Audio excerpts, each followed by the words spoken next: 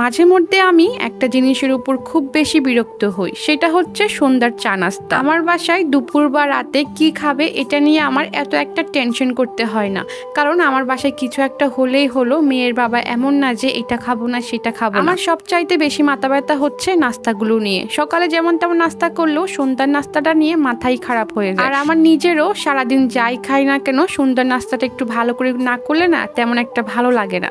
Hello everyone, আসসালামু আলাইকুম। কেমন আছেন আপনারা সবাই? আজকে চিকেন ফ্রাই করব। বেশ কিছুদিন আগে 2টা চিকেন আনা হয়েছিল। চিকেনের যে পাখার অংশটা আছে বা উইংসের যে অংশটা আছে সেটা আমি আলাদা করে রেখে দিই সব সময়। ওইটা দিয়ে হচ্ছে আমি চিকেন ফ্রাই করি আর এটা হচ্ছে দুপুরে রান্না করার পরই আমি হচ্ছে মুরগিটাকে ভালো করে ম্যারিনেট করে রেখে দিচ্ছি। এখানে আমি soya sauce, tomato sauce, barbecue sauce, মরিচের গুঁড়ি, ধনিয়ার গুঁড়ি, জিরার গুঁড়ি, গরম মশলার গুঁড়ি, পরিমাণ মতো লবণের পরিমাণটা কিছুটা কম দিয়েছি। সব কিছু দিয়ে ভালো করে মাখিয়েছি। আদা রসুন বাটা কিন্তু দিয়েছি। আমার রান্না বাড়া শেষ। এখন মাখিয়ে ফ্রিজে রেখে দিয়েছিলাম। এটা একেবারে সন্ধ্যার সময় আমি এখন হচ্ছে এটাকে বের করে নিয়েছি। তারপর হচ্ছে একটা বোলে আমি ময়দা নিয়েছি, কর্নফ্লাওয়ার নিয়েছি, সামান্য একটু জিরার গুঁড়ি, মরিচের গুঁড়ি আর অল্প একটু লবণ দিয়ে ভালো করে মাখিয়ে নিয়েছি। আর এখন হচ্ছে চিকেনটাকে ভালো করে কোটিং করে নিচ্ছি। আর কোটিং কিভাবে করছি সেটা কিন্তু আপনারা দেখলেই বুঝতে পারবেন। অনেকে হয়তো বাইন্ডিংও বলে থাকেন। তো যাই হোক, আমি হচ্ছে প্রথমে বেশি করে হচ্ছে ময়দাতে এপাশ ওপাশ করে গড়িয়েছি, তারপর একটু করে পানিতে গড়িয়ে আবার হচ্ছে ময়দাতে ভালো করে গড়িয়েছি। আমি একবারই করছি, আপনারা চাইলে কয়েকবার করলে উপরে যে বাইন্ডিংটা সেটা অনেক বেশি মোটা হবে, বাট অত বেশি মোটা হলে না খেতে ভালো লাগে না। আর আমি যখন চিকেন ফ্রাই করি তখন একটু ছোট ছোট করে কাটার চেষ্টা করি।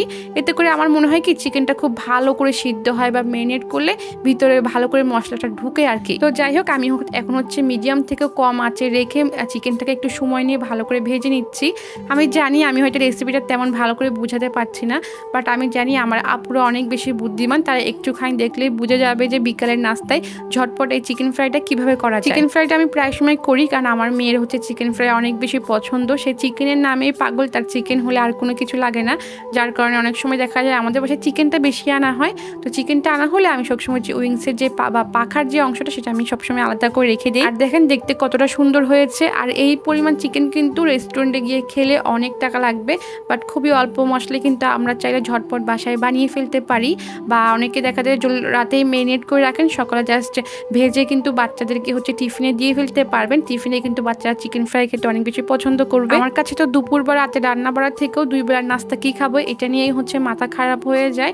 দেখা যায় সারাদিন বাসায় কেউ থাকে না, তবে সন্ধ্যার নাস্তাটা সবাই একসঙ্গে করি।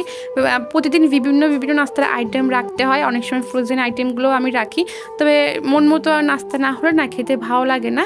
তো যাই হোক, দেখেন আমার চিকেন ফ্রাইগুলো কতটা সুন্দর হয়েছে। আপনারাও চাইলে কিন্তু এইভাবে বাসায় ট্রাই করতে পারেন। বাচ্চাদেরকে অল্প মশলায় চিকেন ফ্রাই করে কিন্তু খুশি করে দিতে পারেন। তো যাই হোক, এই ছিল আজকের ভিডিও। ভালো থাকুন, খুদা হাফেজ।